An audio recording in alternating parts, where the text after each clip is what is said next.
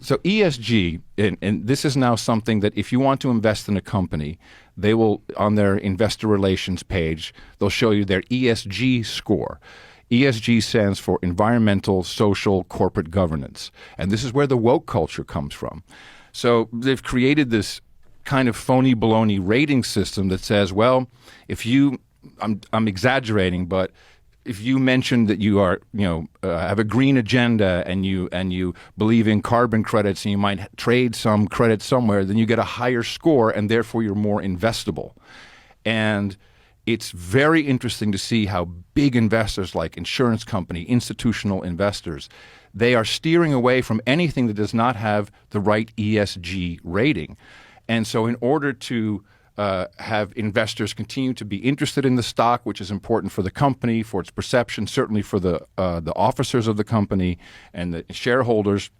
You have to move this along continuously.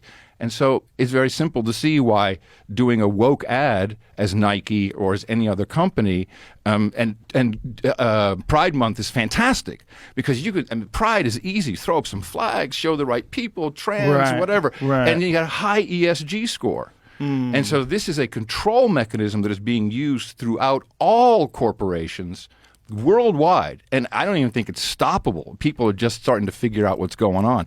That's partisan on one side or another. It was a war between the everyday citizen and the monarchical class back in 1776.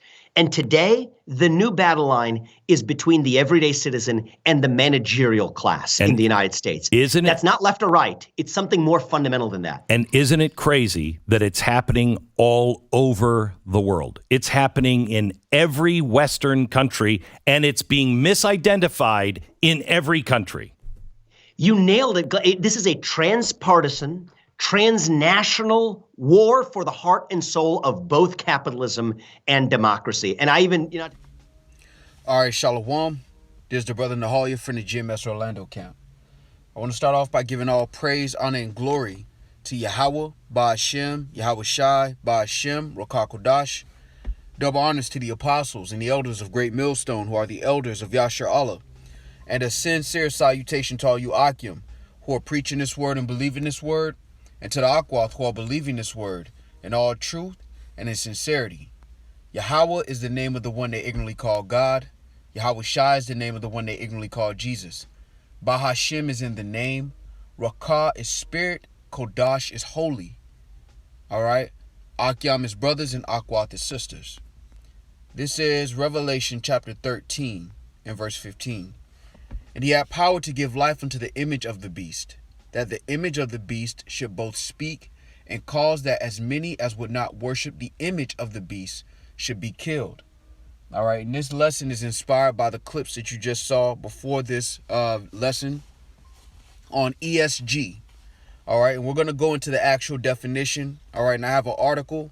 All right, and we're going to bring out prophecy. We're going to filter this through the scriptures and bring up or bring to light the fact that this system is moving towards a worshiping of the beast, the image of the beast, which is this system, by force. All right. Right now it's incentives. When you look at what ESG is, all right, basically it's a social credit system for corporations.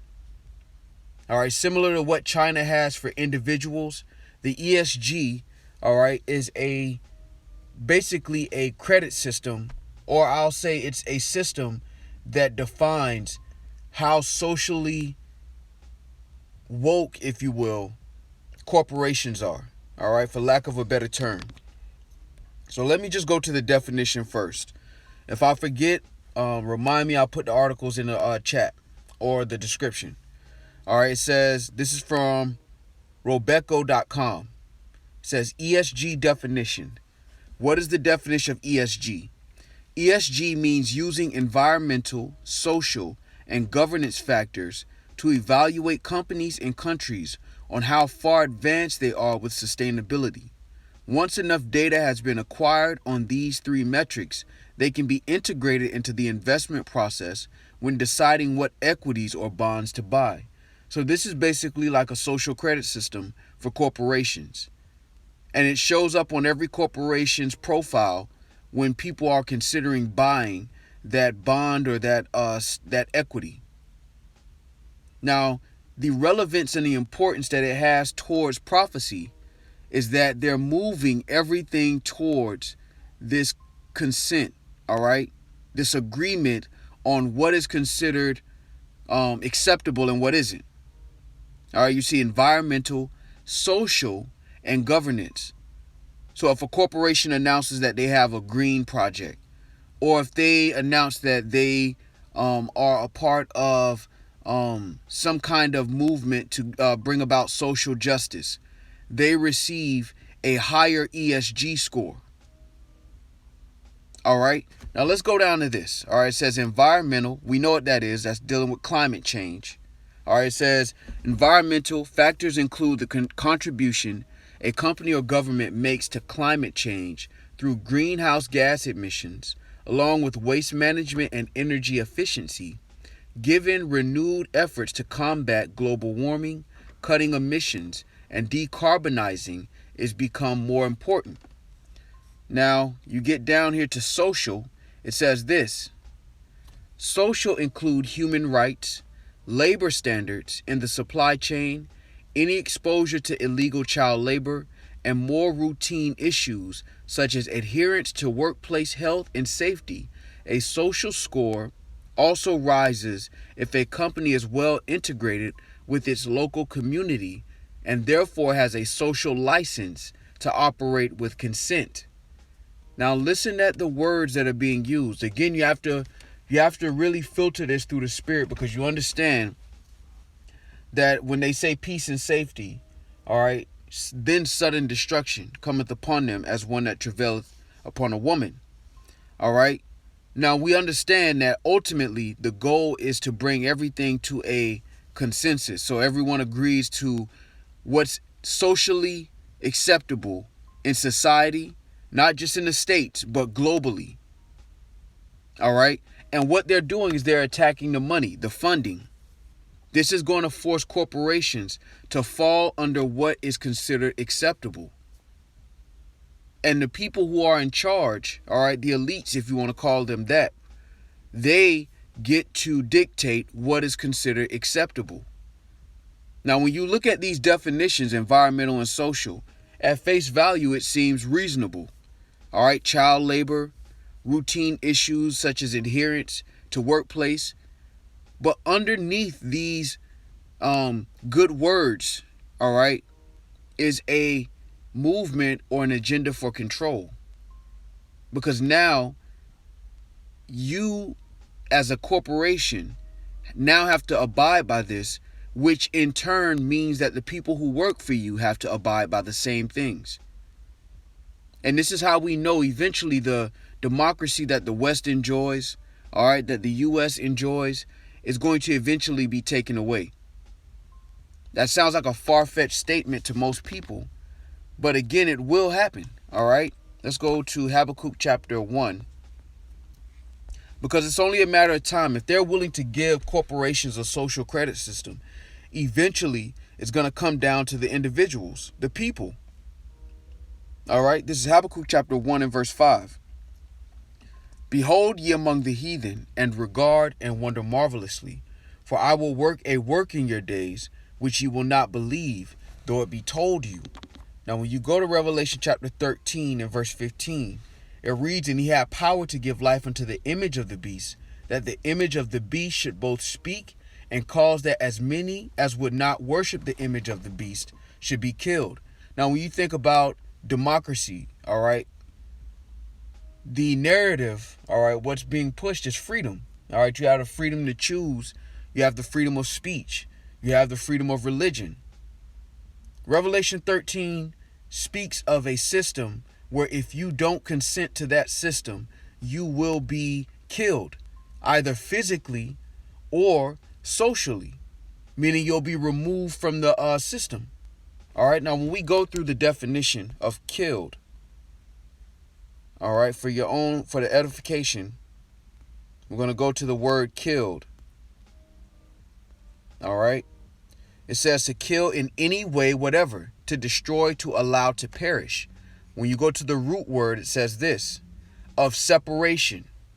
all right, of local separation after verbs of motion from a place, an example of departing or fleeing, of separation of a part from the whole. So you'll be outcast. Now, when you go into this ESG system, this is basically a social credit system for corporations, where if they don't abide by this, they get a low ESG score, which represents them being outcasted. So if they're trying to get investments, which is what corporations oftentimes do, all right, the stock market is a system of investment. It's basically a system that gives you the ability to invest in companies. The ESG score is now a part of what dictates what's acceptable to invest in and what isn't. This has a trickle-down effect. Eventually, it's going to affect those people who work for these companies, who will be outcasted to save face for the entire corporation. Now, check governance out. ESG factors governance. Governance refers to a set of rules or principles defining rights, responsibilities, expectations between different stakeholders in the governance of corporations. A well-defined corporate governance system can be used to balance or align interests between stakeholders and can work as a tool to support a company's long-term strategy. Governance can also refer to the standard of government of nations. Robeco measures ESG levels using the SAM Corporate Sustainable Assessment issued by S&P and our country sustainable ranking for governments to give overall ESG scores. There is some crossover between the two, particularly for multinational companies. So this is a whole different metric system on how corporations are now considered when you deal with major financial institutions that can invest millions or billions of dollars. If they determine that your ESG score is unacceptable, they won't invest those millions of dollars, which means these corporations are going to have to bend to the will of these different things that are being put out as acceptable. All right? Because right now it starts off as fighting for climate change, all right, social justice, governance. But eventually, like all things, all right, it's going to boil down to control. All right, and this is just another link in the chain of Esau moving towards control. And he's starting with corporations. When financial institutions say that they won't fund you, all right, because of your social justice stance, then you automatically have to change it. And it's not because you agree with it. It's because the system is creating this incentive. Now, I have this article, heritage.org. It says the ESG pushback. It says, under the umbrella of environmental, social, and governance activism, corporations have become unimaginably woke. Now, I'm going to skip down because we're going to get to meat, Lord willing. All right, it says, Docher says, I'm sure we've all heard terms like Woca-Cola and go woke, go broke to describe traditional American companies shifting to the left. Now, we remember the Major League Baseball All-Star Game moving from Georgia to Colorado to protest a voting law. Or how about the anti-fossil fuel activists gaining seats on major energy company boards? And of course, the massive censorship of conservatives happening throughout big tech. All right, because what is happening is these corporations are now in control.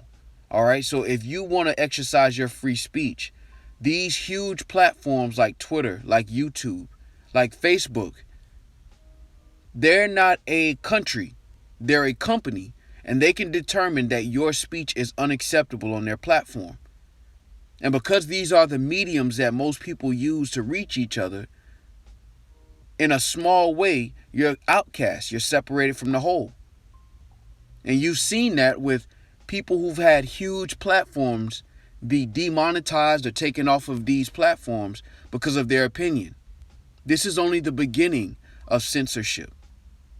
All right, this is only the beginning of what the world of the West knows as free speech being taken away. All right?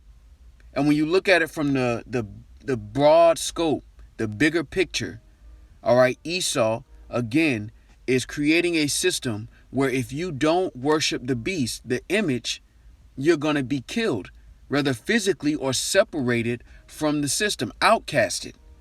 When you think about the social credit system, the ESG is similar to that. And with these huge companies that really dictate a lot of people's lives and give a lot of people access to their family members and friends, if they determine what you say is unacceptable, they can outcast you. Docher continuing says this activism ideology is commonly referred to as environmental, social, and governance, or ESG. I'm sure you've heard of it. Man, it all just seems so helpless. We're getting fed left-wing ideology from every institution in our culture. Where is the pushback? Well, here's an answer on Fox News. Strive Assessment Management launched yesterday with a mission to remove politics from business, and this is your company. All right, it says, that's right, so I've been talking about these issues for a couple years. I decided it was time to actually translate this into action because one of the problems in this country, Steve, is that the three largest asset managers in the world, that's BlackRock, State Street, and Vanguard, these three firms basically control nearly every public company in corporate America in an indirect way. And I brought this out in a lesson that I did earlier this week. You have these huge companies, all right, and these billionaires, they use these huge companies to basically buy up all major companies, all right, in corporate America. And now when you deal with BlackRock, they're moving into investing in China now. And these are huge organizations that are also a part of the agenda to consolidate power and control. All right. It says you think of competitors like Exxon and Chevron, or Disney and Paramount Pictures, or even Coke and Pepsi. Turns out the upstream owners of these firms, some of their top shareholders, are the same people enforcing this ideology. Many of them were the top shareholders of Twitter before Elon Musk. And what we're doing is representing actually the voices of the actual shareholders, not the institutions who claim to be the shareholders, but their clients, the everyday citizens of this country. And this is beautiful. All right. This is very beautiful because, again, this all coincides with prophecy. All right. These financial institutions are a vehicle that the elites are using, all right, to push this ideology. And because both sides, controlled opposition, are controlled by the same investors, the same agenda gets pushed.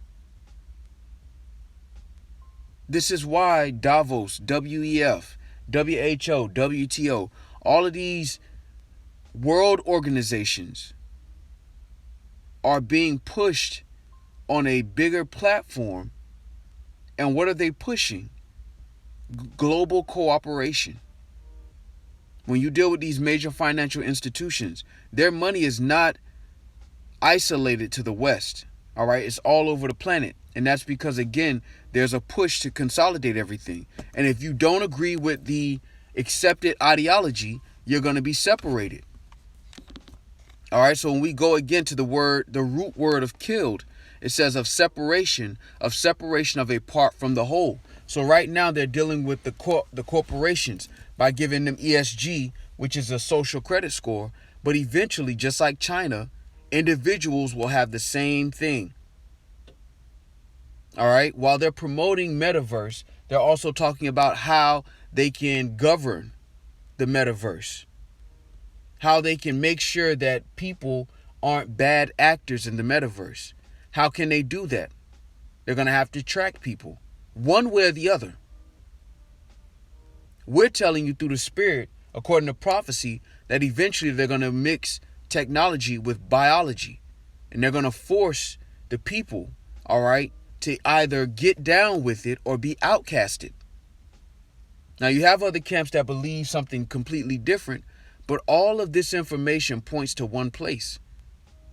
Whether it's ESG, whether it's Davos, whether it's Klaus Schwab, whether it's his advisor, Harari. All right? When you deal with the money, the financial system, the emergence of digital currencies, the emergence of central banks adopting digital currencies. All of these things are pointing to one direction. When you think about it, outside of your cell phone, there's no other way for you to hold digital currency and move around.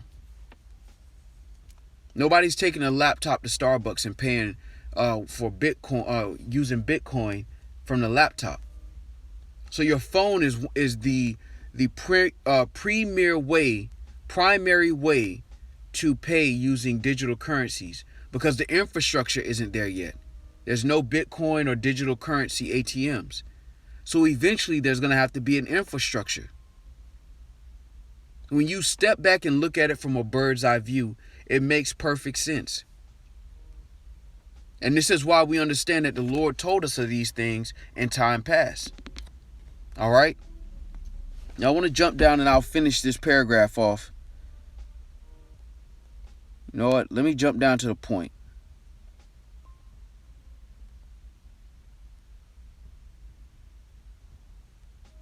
All right, so it's Andy Putzder says, sure, well, a lot of people don't even know what it stands for. It stands for environmental, social, and governance. What it means is radical environmental policy, progressive social policy, such as critical race theory HR programs, like they put in Coca-Cola, American Express, that teaches people that they're either oppressors or oppressed, which what a terrible thing to teach anybody. Now, we're not going to deal with that, all right? Because, again, Esau uses this to run from the truth, all right, of what actually happened here by censoring history. All right, this is why critical race theory is being fought against by these Edomites, because they want to cover up their history. But this just shows you, because along with the idea of social justice is the alphabet community. All right, when you deal with BLM, all right, what started off as so-called Black lives ended up being a vehicle for the alphabet community. And the same thing is happening with the social side. Now, you have these conservative Edomites that are talking about this oppressor or oppressors, and it's just true. All right, you can get upset about it, but history doesn't lie. It's history, well documented. However, what we see from a bird's eye point of view is one ideology being pushed, this image of the beast being pushed in every major sector of life, because the investors are the same people. Now you have these Joe Six-Pack Edomites who are upset about it, but eventually even their own people are going to have to bend the knee or be killed. And when I say killed, meaning outcasted. And this is going to bring what? Sedition. All right, because they see Jake starting to fill these seats that they used to have.